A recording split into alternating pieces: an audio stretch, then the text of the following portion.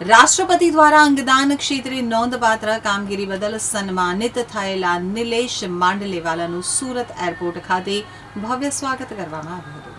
અંગદાન અંગે જાગૃતિ ફેલાવવા અને સમાજમાં મહત્વપૂર્ણ યોગદાન બદલ નિલેશ માંડલેવાલાને રાષ્ટ્રપતિ દ્વારા એવોર્ડ આપી સન્માનિત કરવામાં આવ્યા હતા. આ સન્માન બાદ તેઓ સુરત પરત ફરતા એરપોર્ટ ખાતે ફુલહાર અને તાલીઓના ગડગડાટ વચ્ચે તેમનું ઉષ્માભેર સ્વાગત કરવામાં આવ્યું હતું. નિલેશ માંડલેવાલાએ આ અવસરે દેશના વડાપ્રધાન નરેન્દ્ર મોદી અને ગૃહમંત્રી અમિત શાહનો આભાર વ્યક્ત કર્યો હતો. તેમણે જણાવ્યું હતું કે અંગદાન એ મહાદાન છે અને વધુમાં વધુ લોકો આ અભિયાન સાથે જોડાય તે સમયની જરૂરિયાત છે. તેમણે જણાવ્યું કે છેલ્લા ઘણા સમયથી દેશભરમાં અંગદાન અંગે જાગૃતિ અભિયાન ચલાવવામાં આવી રહ્યું છે, જેને સારો પ્રતિસાદ પણ મળી રહ્યો છે. તો સુરત શહેરમાં પણ લોકોમાં અંગદાન પ્રત્યે વધતી જાગૃતિના કારણે સમગ્ર વિશ્વમાં સુરતનું નામ ગુંજી રહ્યું હોવાનું પણ તેમણે ઉમેર્યું હતું. નિલેશ માંડલેવાલે જણાવ્યું હતું કે રાષ્ટ્રપતિ પાસેથી મળેલું આ સન્માનપત્ર તેમનું નહીં પરંતુ સમગ્ર સુરત અને સુરતવાસીઓનું સન્માન છે. સુરતે અંગદાન ક્ષેત્રે દેશભરમાં આગવી ઓળખ ઊભી કરી હોવાનું પણ તેમણે જણાવ્યું હતું. તો આ કાર્યક્રમ દરમિયાન ખુશી અને ગૌરવનો માહોલ જોવા મળ્યો હતો અને મોટી સંખ્યામાં લોકોએ તેમને શુભેચ્છા પાઠવી હતી. જી, આપને રાષ્ટ્રપતિ દ્વારા સન્માનિત કરવામાં આવ્યા.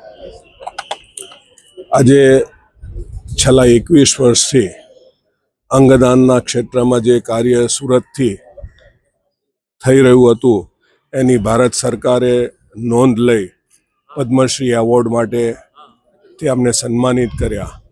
પરંતુ આ સન્માન એ નિલેશ માંડલેવાલા કે ડોનેટ લાઈફનું સન્માન નથી. આ સન્માન છે સુરત શહેર અને ગુજરાતનું સન્માન છે. આ સન્માન છે તમામ અંગદાતાઓ અને તેમના પરિવારજનોએ કે જેઓએ હજારો અંગ નિષ્ફળતાના દર્દીઓને નવું જીવન આપ્યું છે તેઓનું સન્માન છે. આ સન્માન સુરત અને દક્ષિણ ગુજરાતના ડૉક્ટરો, હોસ્પિટલો, સુરત શહેર police, Gujarat police, Surat airport authority, Surat civil hospital, Smimer હોસ્પિટલના ફોરેન્સિક વિભાગના ડૉક્ટરો, સુરત અને ગુજરાતના print media, electronic media, digital મીડિયાનું સન્માન છે.